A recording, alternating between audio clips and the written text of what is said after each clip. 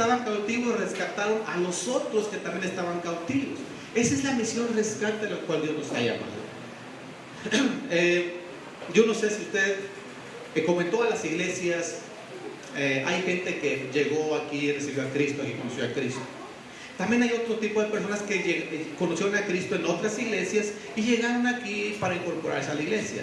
Cual sea tu historia, créeme, Dios tiene un plan para ti. El objetivo de esta conferencia misionera, lo mencioné ayer y quiero repetirlo una vez más, es que a lo mejor algunas personas hay aquí que Dios te puede usar. A lo mejor los jóvenes, a lo mejor adultos, que digan, oye, yo quiero ser así, quiero ser de esos que van a rescatar a otros. Tal vez a los que están en tu escuela, en tu trabajo, en tu vecindario, en tus amigos. Pero también hay otros que digan, sabes que yo quiero ser misionero. Matías, ayúdame, prepárame, ¿qué tengo que hacer? Quiero tener ese entrenamiento para ser así como ustedes y un día que esta iglesia me mande a abrir una iglesia en otro lugar. Tal vez hay gente así aquí. No tal vez, estoy seguro que hay alguien que Dios te está llamando en este ciclo de conferencias. También habrá otros que digan, ¿sabes qué? Mientras de que eso llega, yo quiero ser parte de los que soportan esta iglesia, de los que están sosteniendo esta iglesia en sus actividades, en sus eventos. Quiero ser parte de los comprometidos en esta iglesia para que esta iglesia sea grande y sea una luz de bendición y una vida que fluye a todo alrededor. Y aquí la clave es decir, yo quiero estar 100% comprometido con esta iglesia, con la visión que Dios ha trazado en su palabra para todo cristiano. Muy bien, dentro de esta serie de conferencias que llamamos Misión Rescate, la de ayer hablábamos cómo es que tenemos que sentir la importancia, la necesidad de hacer el trabajo. Tenemos que sentir esa pasión, amor, que nos duela la gente que se está perdiendo, como si fueran nuestros propios hijos, nuestros parientes, nuestros familiares. Hoy vamos a ver la estrategia. Tenemos que tener una estrategia. ¿Me pueden mover aquí, porque ya se fue Quique?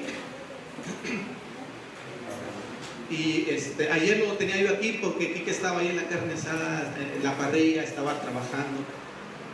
Y de verdad, cuando hablamos de una estrategia, al tener una estrategia, tenemos una gran parte del triunfo ya asegurado. Pero cuando se trabaja en equipo, la estrategia se debe manejar en forma general. Cada integrante del equipo debe conocer la estrategia. Hoy en día las empresas así son. A diferencia de años anteriores, las empresas se preocupan porque cada empleado, cada trabajador sepa hacia dónde va. Cada trabajador sepa cuál es la visión empresarial de toda la organización. Así son ahora las organizaciones modernas y así es también Dios. Quiere que seamos parte de su estrategia y nos muestra cómo quiere trabajar, cómo Dios te puede preparar.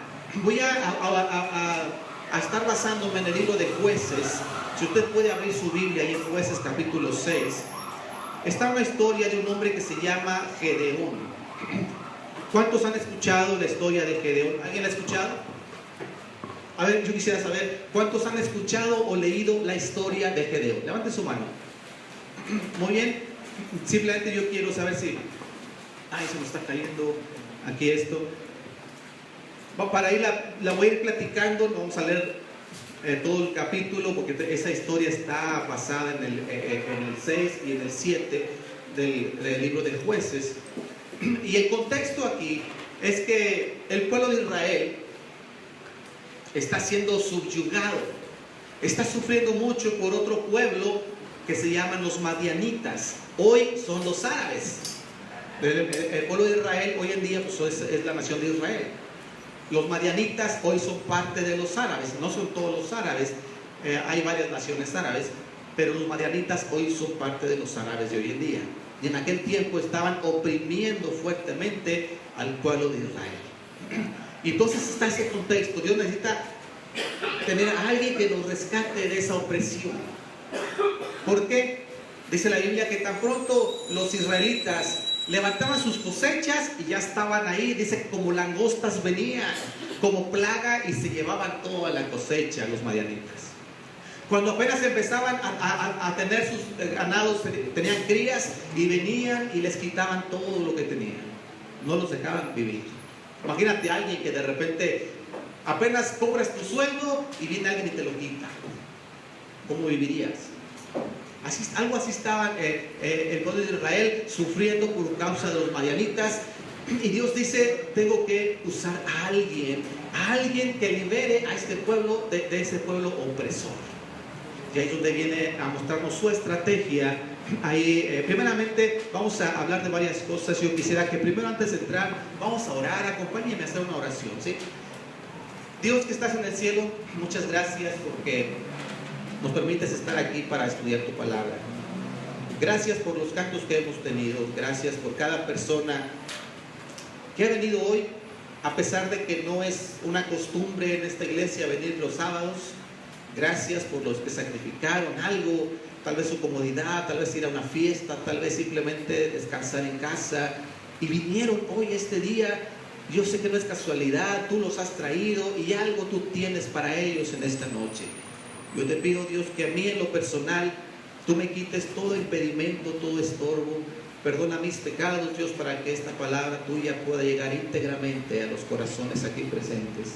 Y a todos, danos un corazón sensible y perceptible. Quita los obstáculos que hay en nuestra mente, en nuestro cuerpo.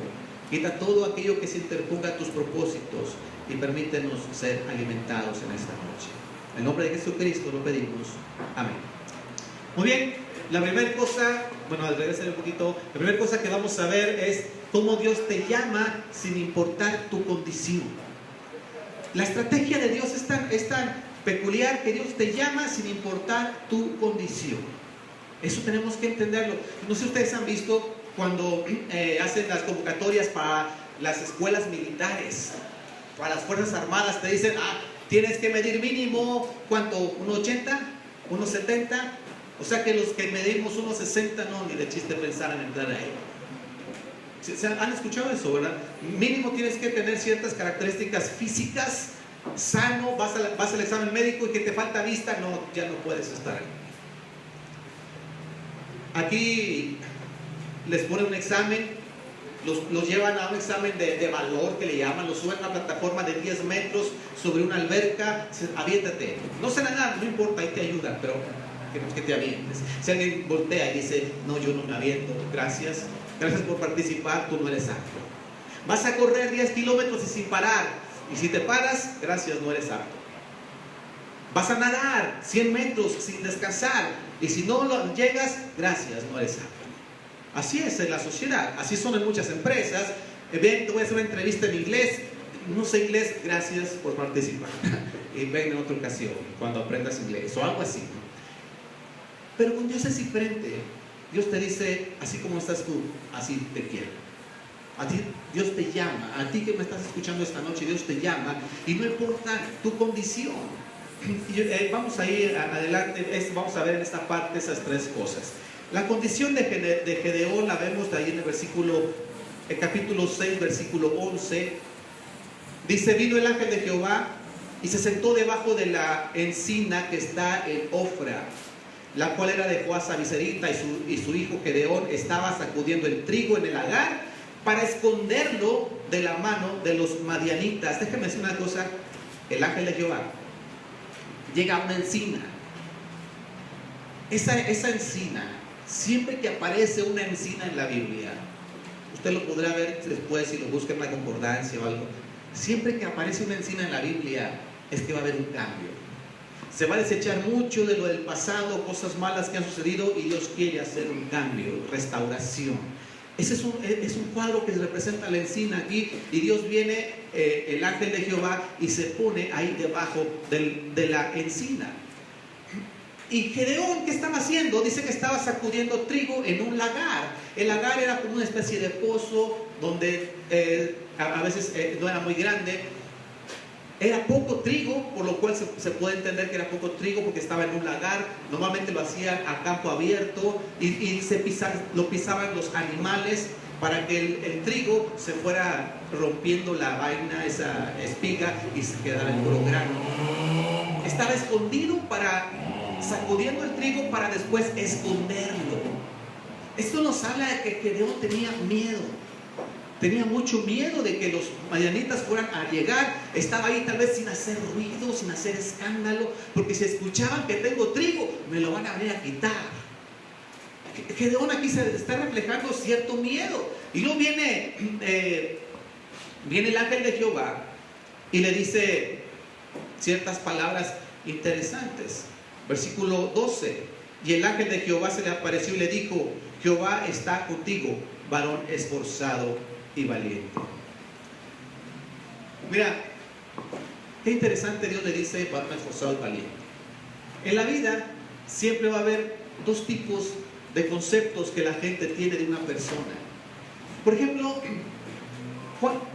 alguien pensará: ¿quién eres tú? ¿Qué concepto tiene la gente de ti? A lo mejor para uno, su mamá va a decir: no, mi hijo es el mejor, un querubín. ¿Sí me explico?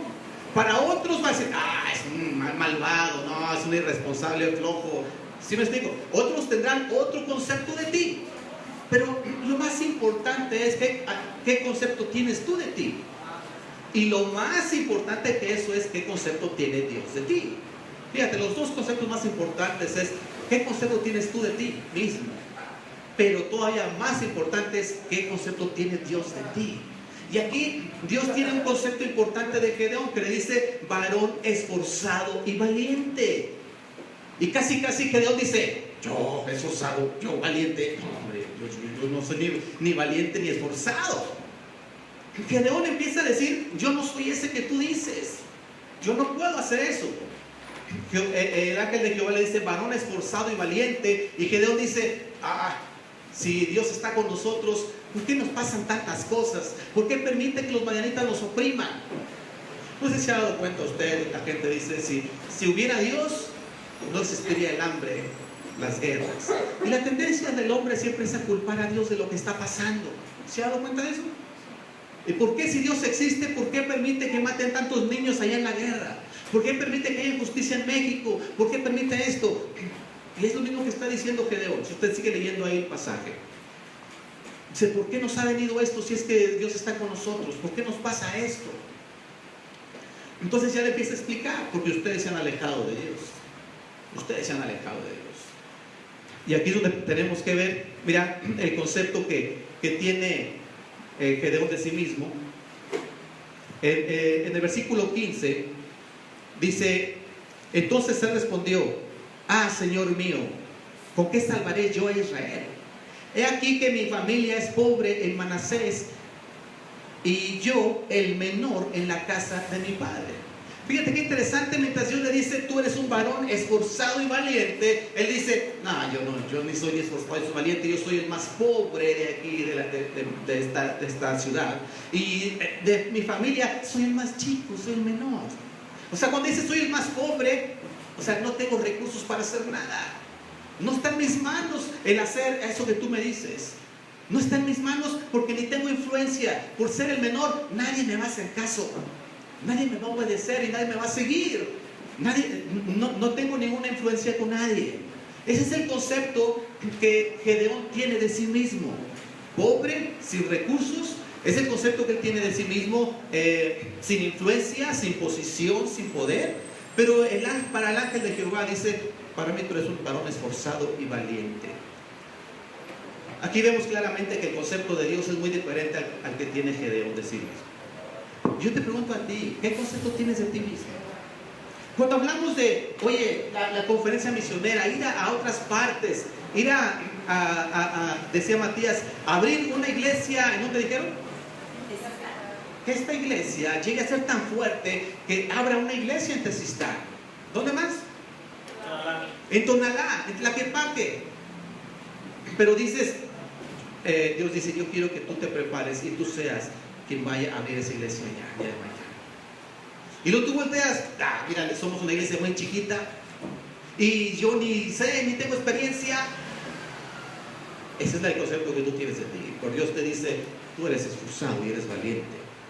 Y Dios le dice: ve con esta tu fuerza, te estoy enviando yo. Y Gedeón dice: ¿cuál fuerza? Lo que está diciendo Dios es que mi fuerza es tu fuerza, solo que nunca te has dado cuenta y nunca la has usado. pero mi fuerza siempre ha estado ahí para respaldarte y fortalecerte. Por eso te estoy enviando yo. Porque cuando tú trabajas para una empresa y esa empresa te manda a una comisión a otra ciudad, tú no pones los gastos, ¿o sí? ¿Me estoy explicando? Cuando tú trabajas para una empresa y esa empresa te manda a otra ciudad, a otro país, tú no pagas tu boleto, tú no pagas tu comida, es la empresa quien paga los gastos. ¿Están de acuerdo? Pues así es Dios, dice, mi fuerza es tu fuerza, más que nunca te has dado cuenta. No pienses que eres menor, no pienses que la iglesia es chiquita, no pienses que no tienes experiencia, porque yo te estoy enviando. Esa es la clave, que creamos lo que dice Dios. Dios no está llamando aquí a alguien fuerte, porque simplemente Dios dice que Dios usa a lo débil del mundo para avergonzar a lo fuerte. Dios dice que usa aquello que se considera que no sabe mucho para avergonzar a los que creen que saben mucho. Eso lo dice Dios en su palabra. Ese es el principio de Dios.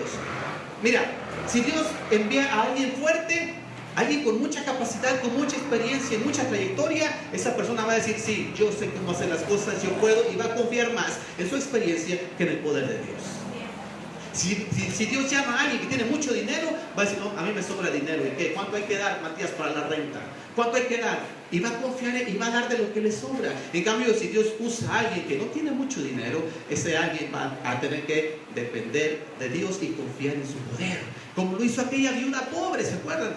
No sé si han escuchado esa historia de una viuda pobre que llegó al templo y Jesús estaba viendo cuando llegaban los ricos y daban mucho dinero. Y llegó una viuda pobre y dio 2 moneditas de las más pequeñas y dijo, esta mujer dio más que todos. Porque Dios ve la disposición. Dios no te va a llamar simplemente porque sabes mucho, porque tienes experiencia, sino porque hay disposición en tu corazón. Porque tú amas a Dios y porque tú tienes pasión por las almas que no tienen a Cristo. Y tú no quieres que se pierdan. Anoche hablábamos del destino eterno. ¿Alguien estaba aquí anoche? ¿Quién estaba aquí anoche? Hablamos del destino eterno de las almas que no tienen a Cristo. ¿Se acuerdan? Y tú no quieres que tus amigos, parientes vayan a dar a ese lugar. Y dice, ¿sabes que yo necesito a alguien que no que sea perfecto, sino que esté dispuesto?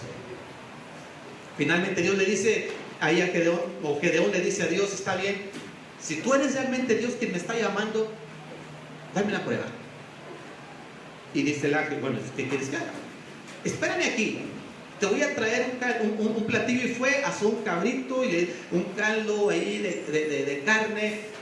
Pensando, para Gedeón, él vio una persona, era una persona. El ángel de Jehová configura una persona normal. Entonces Gedeón le trae un cabrito en caldo y lo pone ahí. Dice, ¿sabes qué? Ponlo ahí sobre la peña, sobre esas piedras. Ahí pon todo. Pon ahí la carne. El caldo, derrámalo encima. El caldo lo echó encima. Y el ángel de Jehová hizo que saliera fuego de la peña y se consumió todo aquello que Gedeón le había ofrecido. Y cuando subía la llama y el humo, dice que ahí desapareció el ángel. Entonces Gedeón se convenció que quien lo estaba llamando realmente era Dios. Nota ahí, Dios se convenció que realmente quien lo estaba llamando era Dios. Gedeón estaba ya convencido, ya no había duda. Ya más faltaba, ¿qué voy a hacer yo? Yo creo que aquí todos estamos conscientes de que la Biblia es palabra de Dios. ¿Estamos de acuerdo? ¿Sí? Entonces más resta, ¿qué voy a hacer yo? Estoy seguro que Dios habla a través de su palabra. Lo que resta es, ¿qué voy a hacer yo ahora? Muy bien, déjame ir a la siguiente parte. Dale, por favor. Vamos a ver cómo es que Dios prueba tu fe para que tu fe crezca. Dios te manda, una vez que estás convencido de que Dios es quien te está llamando, de que Dios es quien te llamó a ser cristiano, porque déjame decir una cosa, Dios te llamó no solo a ser salvo, sino a crecer. Cuando tú entras a la universidad, no te quedas celebrando, uy, qué padre, ya entré a la universidad y pasé el examen, ya me aceptaron en tal escuela. No te quedas celebrando eso todo el tiempo. Ahora viene el crecimiento, hay que echarle ganas, no te quedas estancado, ¿verdad que sí? Así tenemos que hacerlo. Y lo peor que puedes hacer es quedarte estancado en un grado. Tienes que avanzar y avanzar y avanzar, y así es la vida cristiana.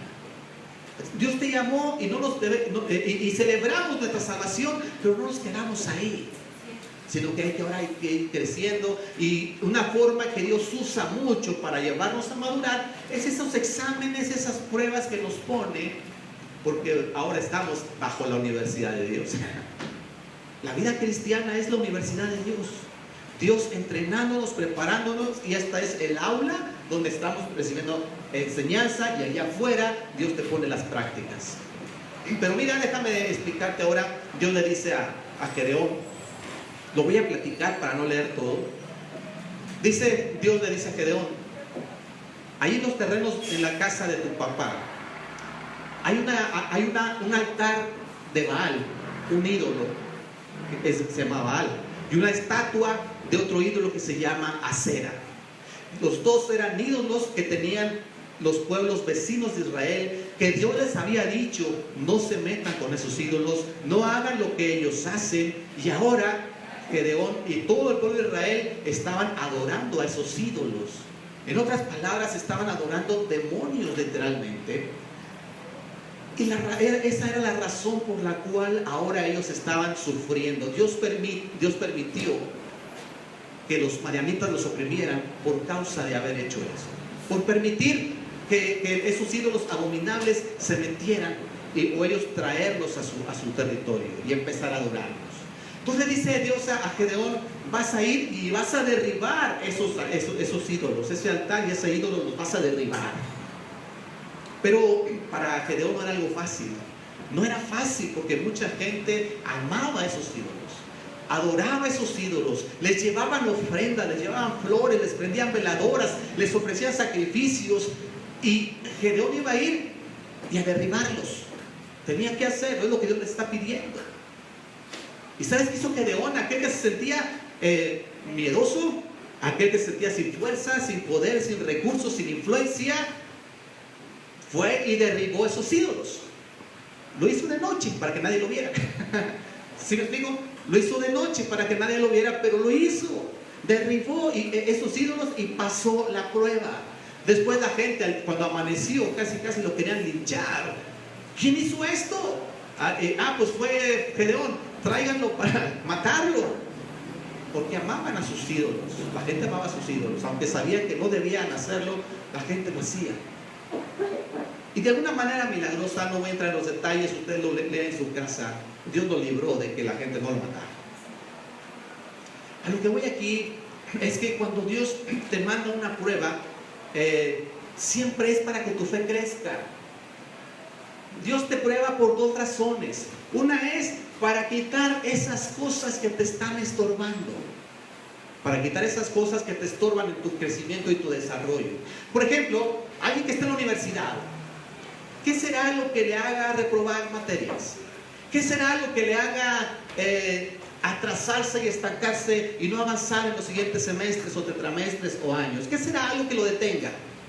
Faltar. Las faltas, la costumbre de estar faltando a clases. ¿Qué otra cosa? No estudiar. El no tener la disciplina de estudiar, o la indisciplina para de andar siempre perdiendo el tiempo y no dedicar tiempo a estudiar. ¿Habrá algo más? No entregar trabajo. No entregar trabajos, eso se llama irresponsabilidad. Entonces, en la universidad de Dios es igual, hay cosas que nos detienen, que no nos dejan avanzar en nuestro desarrollo y crecimiento espiritual. El estudiante de la universidad, fíjate bien, el día que sea responsable y no falte a clases, caray, ese día puede empezar a caminar. El día que sea más responsable y haga tareas y las entrega, ese día va a empezar a caminar. El día que sea disciplinado ese estudiante y empiece a dedicar tiempo a estudiar, ese día va a empezar a avanzar en sus clases. ¿Verdad que sí? Porque las cosas que lo detenían ya fueron quitadas.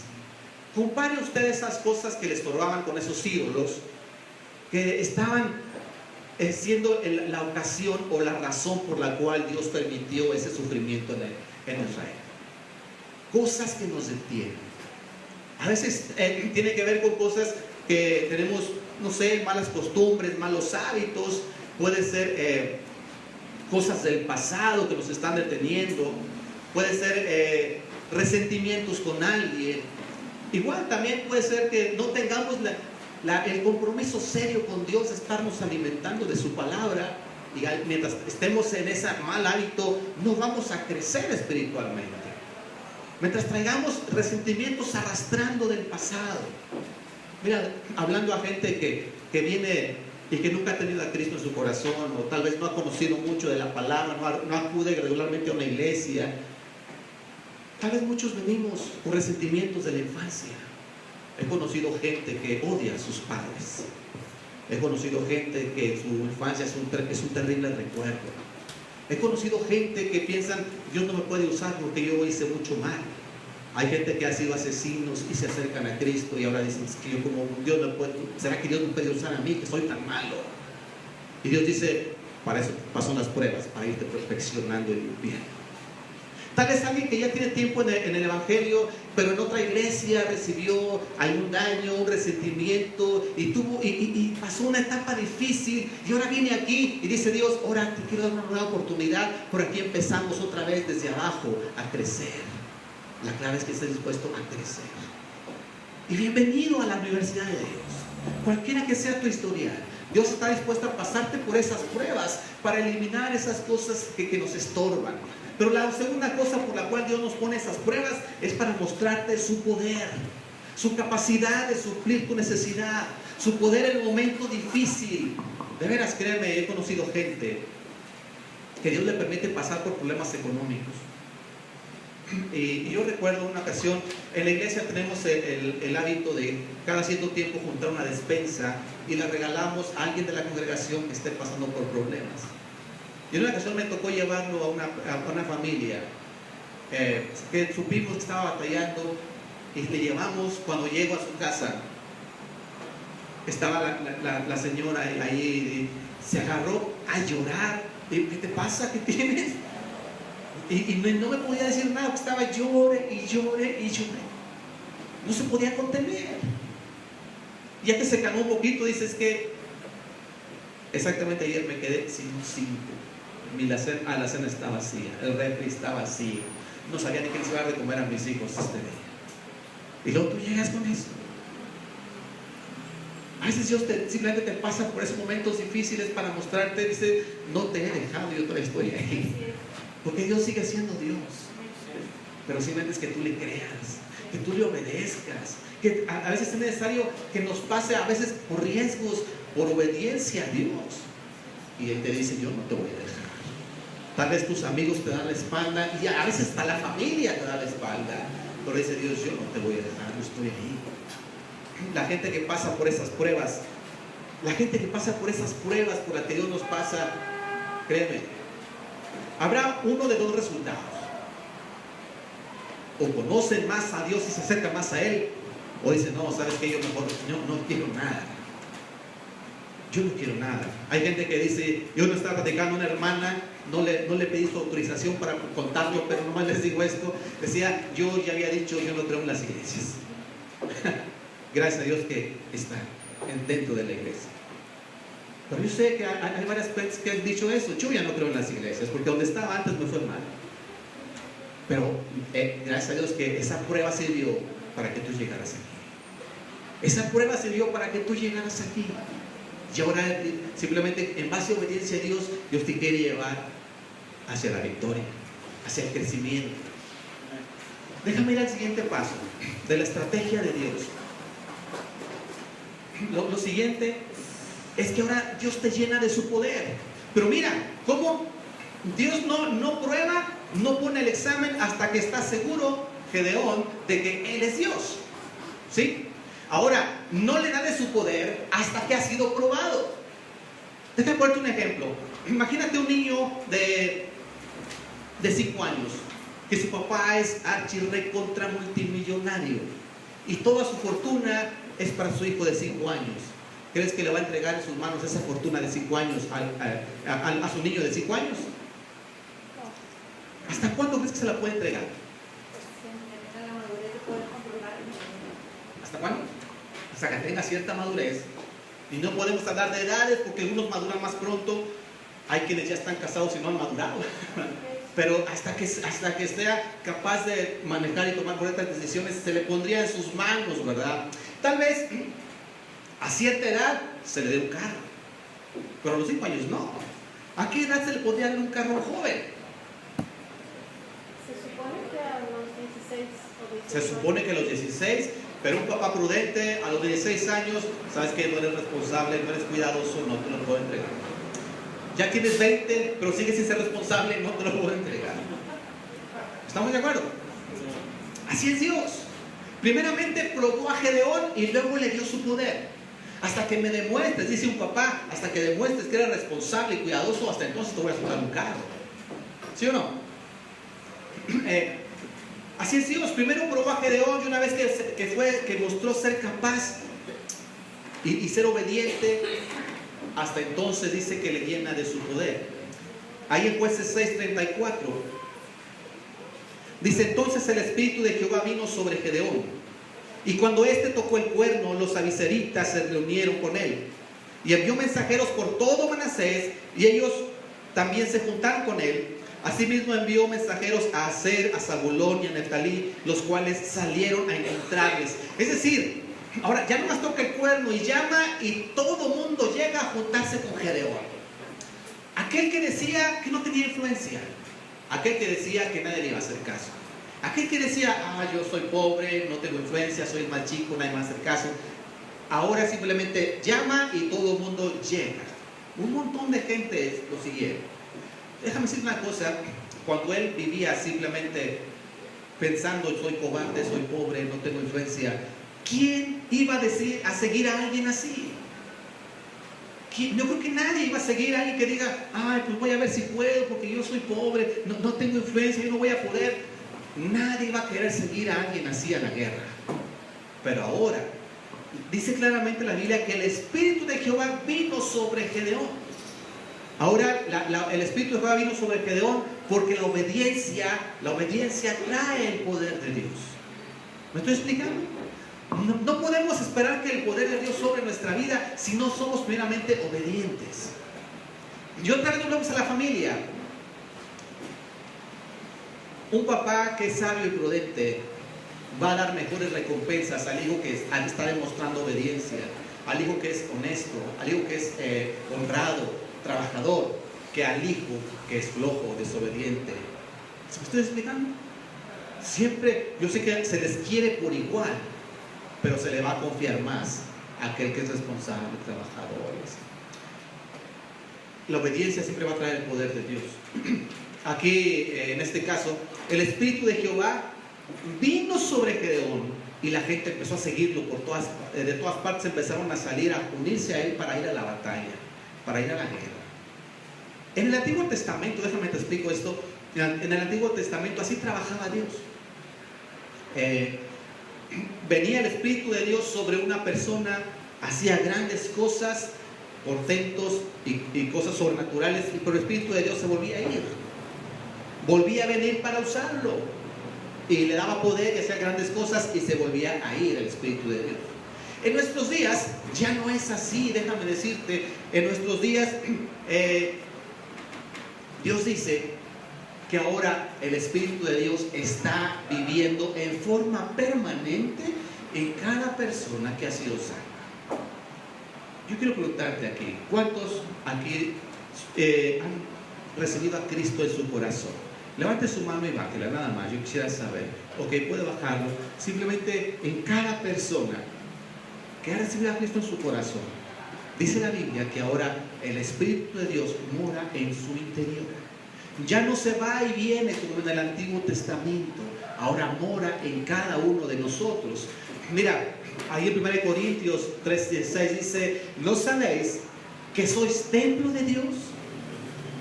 Y en que el Espíritu de Dios mora en vosotros. Si usted ha creído en Cristo, usted ha depositado su fe en Cristo, ha tenido el arrepentimiento para con Dios y le ha dicho: ¿sabes qué, Dios? Quiero que tú me cambies, yo quiero entregarte mi vida. Dice la Biblia que el Espíritu de Dios viene a morar, a vivir en forma permanente en tu corazón, en tu interior.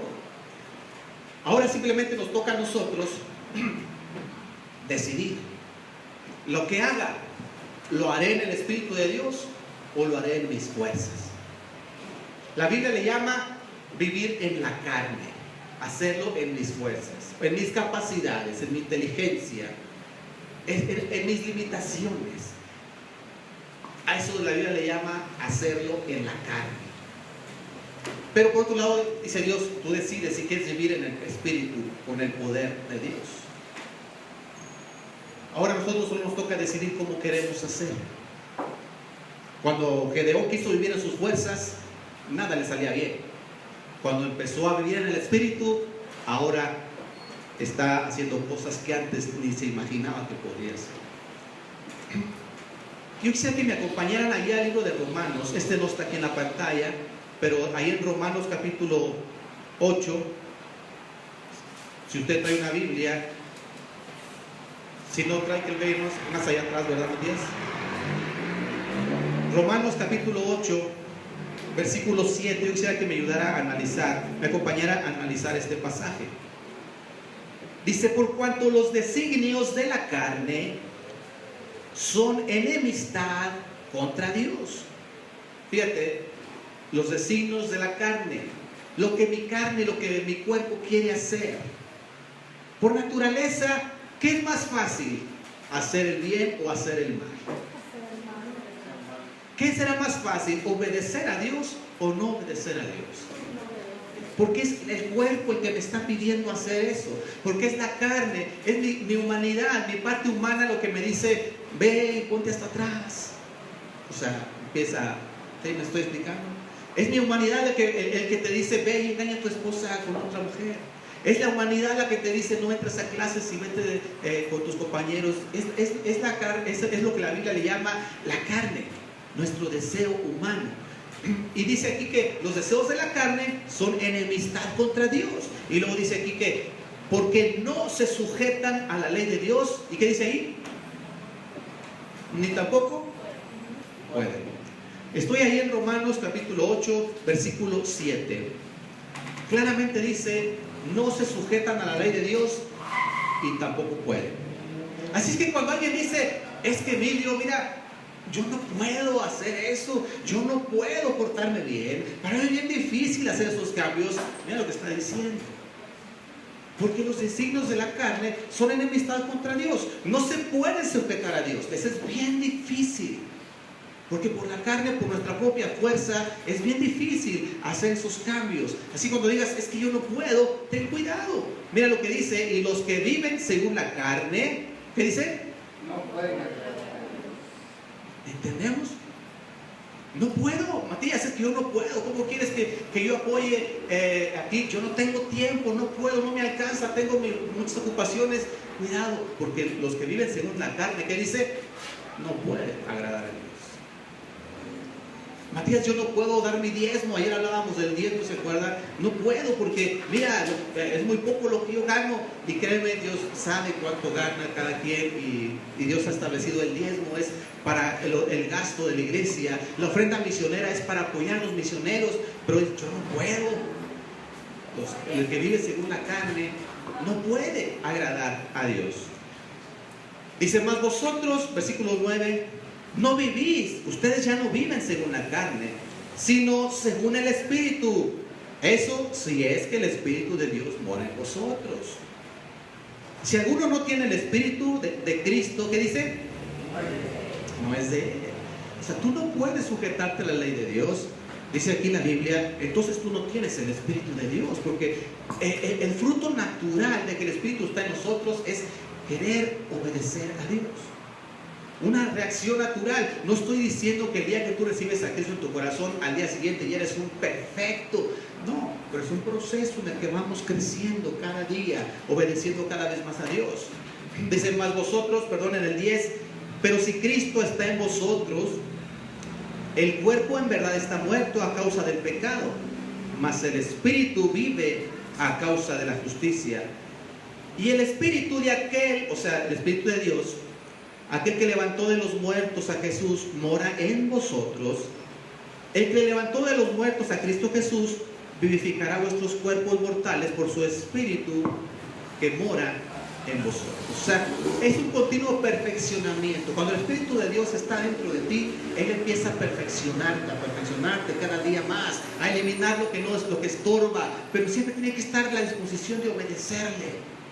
Porque si no, dice, si no tienes el Espíritu y vives según la carne, entonces no vas a poder.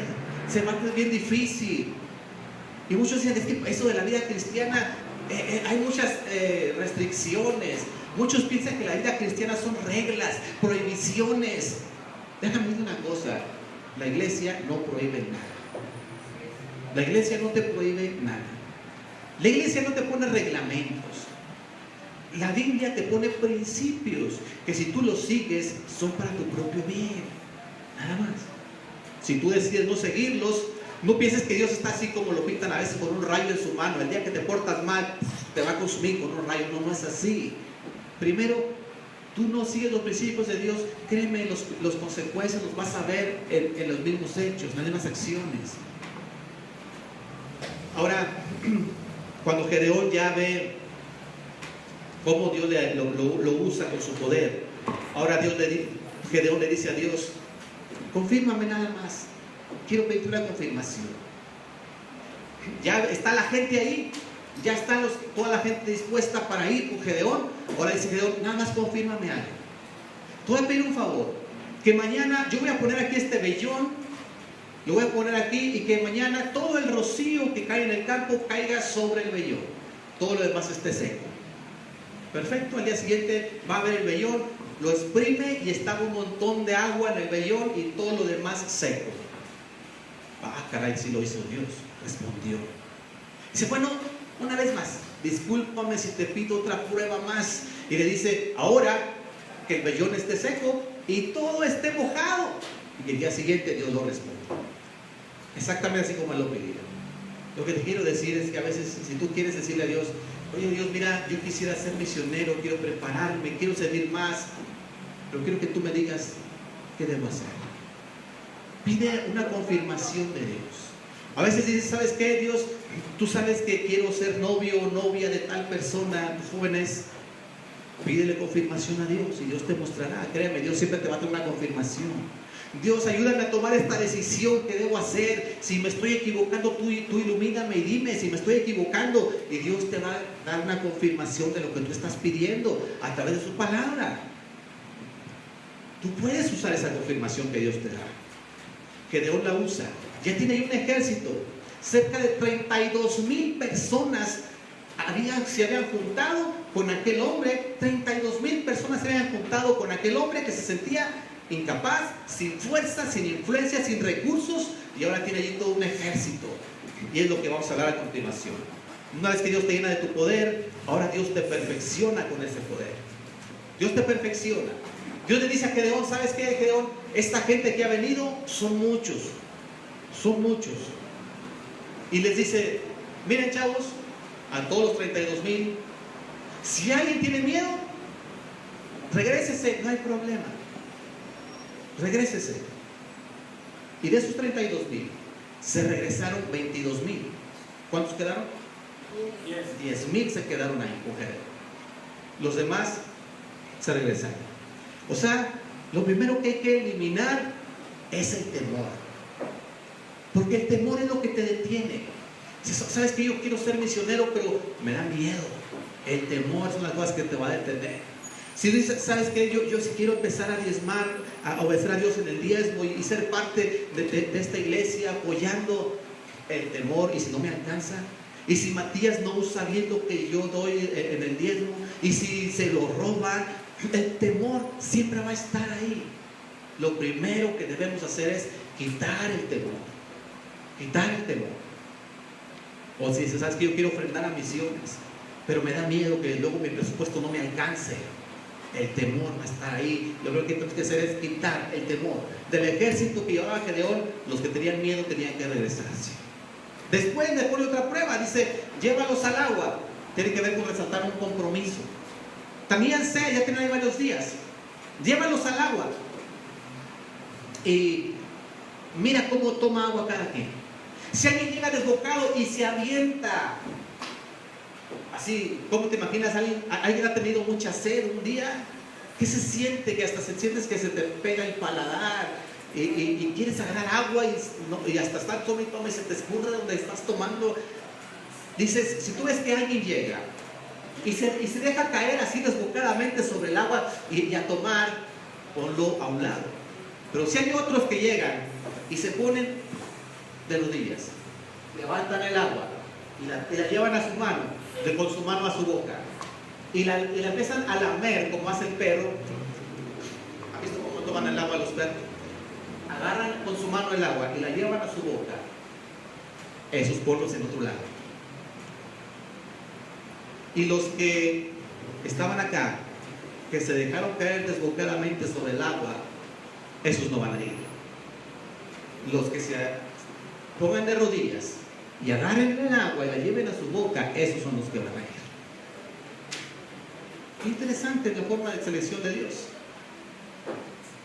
Los primeros se desbocaron y no les importó otra cosa más que saciar su necesidad, saciar su sed.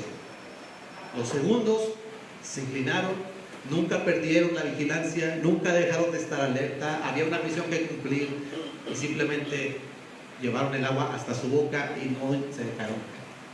Eran las personas que tal vez no iban a saciar su sed tan rápido como aquel que se dejó caer, pero antes de sus necesidades estaba la misión. ¿Me estoy explicando? Todo el tiempo permanecieron alertas al estar haciendo esto, porque ante todo, antes que su necesidad, antes que su sed, estaba la misión. Esos que agarraron el agua con la mano y la llevaron a su boca fueron 300.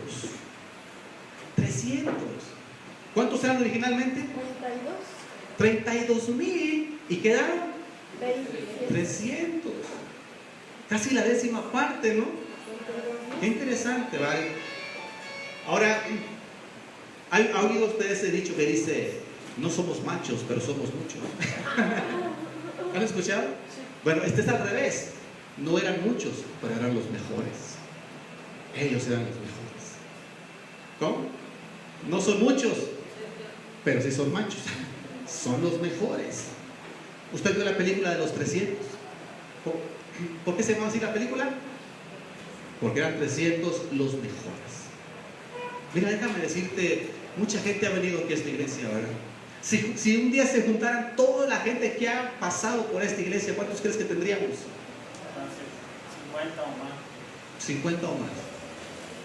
Pero tú estás aquí y has permanecido a pesar de conflictos, obstáculos, pruebas. Y tal vez Dios ha ido seleccionando y esta iglesia se está depurando. Dice, ahora yo te necesito a ti. Ahora tú contigo. Oye, pero aquellos son una multitud. Dice la Biblia que parecían langostas, como la arena del mar, estaban esparcidos. Los enemigos eran demasiados, ni siquiera dice el número, más que era una multitud. Y con 300, sí, pero son 300 que solo dependen de Dios. Son 300 que no trabajan en sus fuerzas. Son 300 que trabajan en el poder de Dios. Son 300 que están dispuestos a ir y dar el todo por el todo. En el ejército hay un código que dice, ¿sabes qué? Vamos juntos, yo protejo tu espalda, tú proteges la mía, y hasta la muerte o la victoria, y nadie huye. Esos son los 300 que Dios está usando aquí. Quedan solo 300, pero son los mejores. Y por último, déjeme decirte ya esto. Una vez que Dios ha depurado y sacado lo mejor de ti, Dios te lleva a la victoria. Dios te va a llevar a la victoria cuando ha sacado lo mejor de ti. Y Gedeón, volviendo a la historia de Gedeón, organiza a esos 300 en 3 grupos. ¿Cuántos crees que había en cada grupo? 100, de los cuales Gedeón iba a cargo de uno y dijo, lo que vamos a hacer. Y bueno, fíjese bien cómo la estrategia de Dios que le pasa a Gedeón. La estrategia. Vamos a rodear todo el campamento. Ellos estaban en el valle, el ejército enemigo estaba en el valle. Dice, vamos a rodear el campamento enemigo. Unos acá, otros acá y otros acá. Gedeón les dio a los 300 un cántaro y una antorcha encendida. Y les dio trompetas. ¿Qué les dio? Un cántaro, una antorcha y trompetas. Esa antorcha encendida adentro del cántaro, para que no, era de noche y que no se viera la luz. Estaba ahí. Y dice, cuando yo les dé la señal, van a romper los cántaros, van a sacar las antorchas y van a empezar a tocar las trompetas y van a gritar a una voz bien fuerte por Jehová y por Gedeón. Y tal vez alguien dijera, bueno, ¿y a qué hora vamos a sacar las espadas? Tal vez alguien dijera, bueno, ¿y las granadas?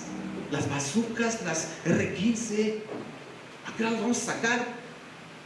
Tranquilo, hagan lo que les digo nada más. Llegó el momento en que Gedeón da la señal.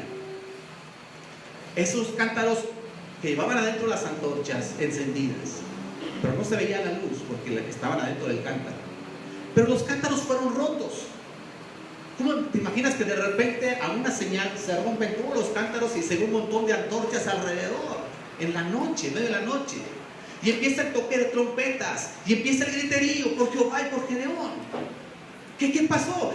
El pueblo enemigo de los madianitas voltearon, estaban cambiando de guardia apenas la vigilancia y empezaron a voltear a todos lados, se asustaron y dice la Biblia que Dios hizo que unos se mataran a los otros entre los madianitas, se empezaron a matar entre ellos y los pocos que quedaron huyeron y el ejército de Gedeón simplemente terminó el trabajo. Y las granadas y las espadas y los 9 milímetros y los misiles, ¿dónde quedaron?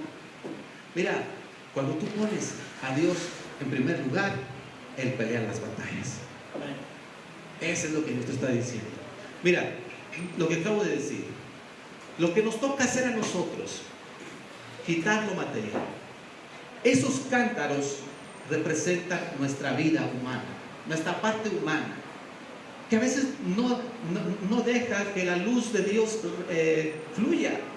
Las antorchas encendidas representan el poder del Espíritu, que a veces al estar adentro nosotros mismos opacamos el poder del Espíritu cuando decimos, es que yo no puedo, Matías, es que yo tengo muchos resentimientos, tengo malas experiencias, ya no quiero yo que me engañe nadie, y esas cosas hacen que el poder de Dios no salga a la luz. Esas cosas que, sabes que sí quisiera, pero todavía tengo muchas limitaciones, yo no sé, yo no puedo, y esos conceptos del yo no puedo, ya vimos, tienen que ver con la carne nada más, que está opacando el poder del Espíritu. Por eso, quitar eso, esas limitaciones, olvídate del no puedo, olvídate del no me alcanza, olvídate del yo no sé, simplemente haz a un lado eso y empieza a vivir en el Espíritu. ¿Cómo vivimos en el Espíritu? Lo vimos en el pasaje que leímos hace un rato, cuando empezamos a obedecer a Dios. Y haces, es que me cuesta a mí obedecer a Dios, siempre va a costar en la obediencia. Porque cuando hemos superado un grado de obediencia, Dios nos quiere llevar a otro. Pero cuando empezamos a obedecer a Dios, estamos viendo en el Espíritu. Y la luz de nuestra antorcha va a salir. Pero tú tienes que romper tu cántaro. Tienes que dejar de confiar en tus fuerzas. Tienes que dejar de confiar en tu presupuesto. Tienes que dejar de confiar en tu inteligencia, en tu experiencia, en tu capacidad, en tu conocimiento. Confía más en Dios. ¿Se acuerda usted en una ocasión, si no lo recuerda, estaban los apóstoles en una barca en medio del mar, en una tormenta? Cuando viene Jesús caminando en medio de la tormenta y dice Pedro, Jesús, si eres tú, manda que yo vaya a ti. Y Jesús le dice, bájate de la barca y empieza a caminar. Cara, imagínate. Y Pedro todavía obedeció y se bajó de la barca y empezó a caminar hacia Jesús, que venía caminando en el agua. Pero dice la Biblia que entonces Pedro empezó a ver las olas, el viento y la tempestad. Ya dejó de ver a Jesús y empezó a ver los problemas, empezó a ver la crisis, empezó a ver la tempestad que estaba a todos lados. ¿Y qué le pasó? Se empezó a hundir. Eso es vivir en la carne. Solamente enfocarte en tus problemas, en tus crisis y dejar de ver hacia Jesús. Cuando tú quitas todo eso material, esas limitaciones, entonces la luz del Espíritu sale y fluye el poder de Dios en tu vida. Luego dice que cuando ya se rompieron los cántaros, empezaron a gritar. La Biblia no dice que Gedeón les dio espadas, no sé si ya las traían. La Biblia más dice que les dio cántaros, antorchas y trompetas. Pero empezaron a gritar y a usar sus trompetas. Hay que usar lo que tienes, lo que hoy tienes. Y Dios dice, si tú eres fiel cuando te doy poco, vas a ver que pronto te voy a dar mucho más. Si yo tengo que darle el diezmo a Matías, o bueno, a la iglesia, acuérdate que el diezmo es la forma como Dios escribió en la Biblia para cubrir los gastos que una iglesia genera. No es, yo entiendo, y déjame decirle, yo entiendo que mucha gente ha abusado de ese concepto. Mucha gente ha abusado de ese concepto. Y por eso muchos cristianos se van al otro extremo y dicen, es que yo no, mejor no. Pero honestamente es la única manera, o la principal manera, como Dios enseña, que se cubren los gastos de una iglesia. ¿Qué gastos hay en la iglesia, Matías? Volantes, los servicios de la luz, de agua, volantes, esto que se imprime, la pantalla, el equipo, y tal vez lo más fuerte, la renta. Pero alguien dice, ¿sabes qué? No, es que yo no puedo. Yo solo, porque yo gano poquito. Usa lo que tienes. Ahora déjame decir una cosa, ¿no? Yo sé que alguien abusa de las finanzas. Te dice, vende tu dinero, entrega tu dinero, vende tus posesiones y tráelo aquí a la iglesia. No estoy diciendo eso, ¿eh? Dios simplemente te pide el 10% de lo que Dios te da. Y dice que si eres fiel en lo poco, dentro de un tiempo tendrás más para administrar. Y ahora serás fiel en lo más. Usa lo que tú tienes. Cuando vas a compartir el evangelio con otros y digas, ¿sabes qué? Yo no sé hablarle de Cristo. Ahí hay unos volantes, ¿verdad, Matías? Hay tarjetas de presentación de la iglesia, llévate algunas. Entrégaselas a tus amigos, a tus vecinos. Es lo que tú tienes. Tráelos a la iglesia y que escuchen palabra de Dios. Es lo que tú tienes. No tienes que ser un experto o esperar a que conozcas toda la Biblia. Usa lo que tú tienes hoy. Lo que tú tienes hoy, Dios lo va a usar en tus manos. Ellos tenían una antorcha, un cántaro, unas antorchas y unas trompetas y su voz. Fue lo que usaron. Y Dios les dio la victoria. Dios siempre va a hacer lo imposible cuando nosotros hacemos lo que nos toca, que es lo posible. Vamos adelante ahí, Matías. Mira cómo dice en Gálatas 2:20: con Cristo estoy juntamente crucificado. Y ya no vivo yo. Lo que está diciendo Pablo es: yo ya rompí mi cántaro. Yo ya no vivo yo. Mas Cristo es el que vive en mí. Y lo que ahora vivo en la carne, o sea, obviamente seguimos vivos, ¿verdad? Seguimos teniendo hambre, tenemos necesidades, tenemos conflictos y problemas. Pero dice Pablo: lo que ahora vivo en la carne, ahora lo vivo en la fe del Hijo de Dios. Porque dices, ok, perfecto, voy a obedecer a Dios, pero sigo teniendo deudas, sigo teniendo crisis, sigo enfermando. Y si doy mi ofrenda misionera, diezmo, ¿y qué va a pasar si luego me meto en problemas? Dice Pablo: esas necesidades, esas crisis que pueden venir, las vivo en la fe de que Dios está conmigo. Eso es lo que está diciendo Pablo. Pero dice, yo ya rompí mi cántaro, dice Pablo. Aquí es donde tenemos que tomar una decisión, simplemente al final. Resumiendo, Dios te llama sin importar tu condición. Sea que vengas de una iglesia ya anteriormente, sea que tengas poquito de haber recibido a Cristo, cualquiera que sea tu condición, tengas mucha experiencia o no tengas nada, conozcas mucho de la Biblia o no conozcas gran cosa, sea que ganes un sueldazo tremendo o ganes poquito, así como estás tú, así Dios te está llamando. Dios te quiere probar para que tu fe crezca. Porque al final de cuentas las victorias son por fe, no por tus recursos. Luego te llena de poder. Cuando empezamos a obedecer a Dios, cuando empezamos a pasar esas pruebas, Dios te llena de su poder. Dios te da de su poder para que puedas hacer cosas grandes. Luego Dios te perfecciona. Eliminando el temor, resaltando la prioridad de Dios. Dios te va perfeccionando. Y finalmente te da la victoria cuando estamos dispuestos a romper nuestro cántaro, a quitar las cosas materiales y vivir en el Espíritu, obedientes a Dios. Y quisiera preguntarte aquí, ¿cuántos esta noche se siente parte del ejército de Dios? Levante su mano. ¿Cuántos aquí se sienten parte del ejército de Dios? ¿Cuántos aquí están dispuestos a romper su cántaro? Decir, ya no voy a dejarme llevar por limitaciones, quiero vivir en el Espíritu. ¿Cuántos hoy están dispuestos a romper su cántaro? Levanta su mano, por favor. Yo presidente quisiera saber, gracias, puede bajar su mano y aquí en adelante decir, ¿sabes qué? Ahora mi luz tiene que brillar. Mi luz tiene que brillar más. Que tengo resentimientos del pasado, que tengo tristes recuerdos, traumas de la infancia, etcétera, etcétera. Crisis, enfermedades. Esas son cosas en la carne. Yo ahora voy a vivir en el Espíritu, en obediencia a Dios. Vamos a orar. Dios que estás en el cielo, muchas gracias por este tiempo en que tú nos has bendecido, Dios. Gracias por tu palabra que se ha predicado, por los cantos. Gracias por estas personas que levantando su mano están manifestando que quieren vivir en el Espíritu y romper ese cántaro que está deteniendo, que les brilla,